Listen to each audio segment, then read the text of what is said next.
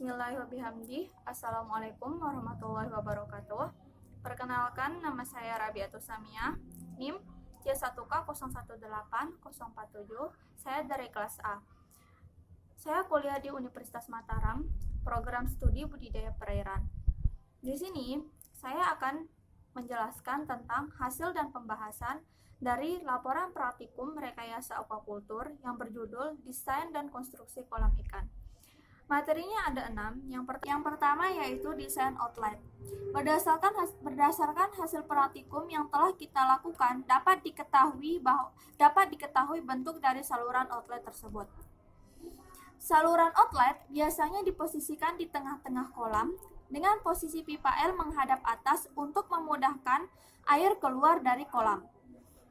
Adapun cara untuk membuat saluran outlet yaitu antara lain yang pertama, dibuat tempat untuk saluran pipa outlet itu sendiri menggunakan cangkul. Setelah itu, pipa L sepanjang 3 inci dan pipa 3 inci disambung menggunakan lem pipa. Setelah itu, pipa outlet tersebut ditempatkan di tempat yang sudah dibuat tadi dengan posisi pipa L menghadap atas dan pipa outlet ditimbun menggunakan tanah. Kedua yaitu persiapan dasar kolam.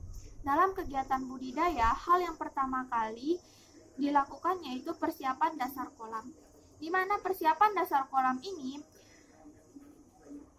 dilakukan dengan cara mengukur lokasi yang akan digunakan sebagai dasar kolam tersebut.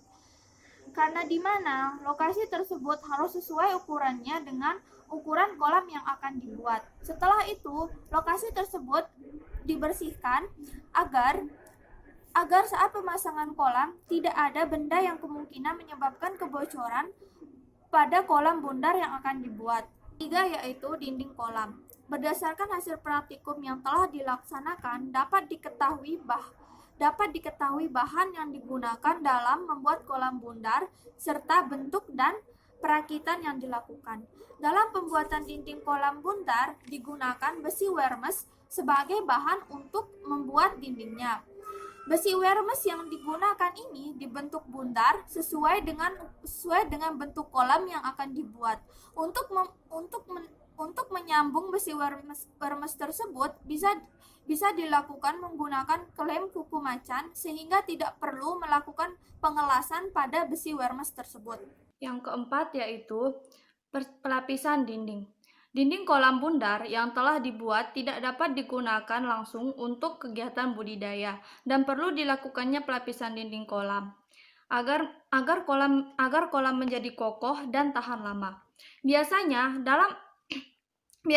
dalam melakukan pelapisan dinding kolam ini menggunakan karpet dan terpal, di mana karpet dipasang sampai menutupi seluruh dinding kolam. Kemudian sebelum memasang terpal, sebaiknya terpal dibersihkan terlebih dahulu. Setelah itu, terpal dipasang pada kolam dan ditempatkan bagian terpal yang telah dilubangi sesuai dengan posisi pipa outlet.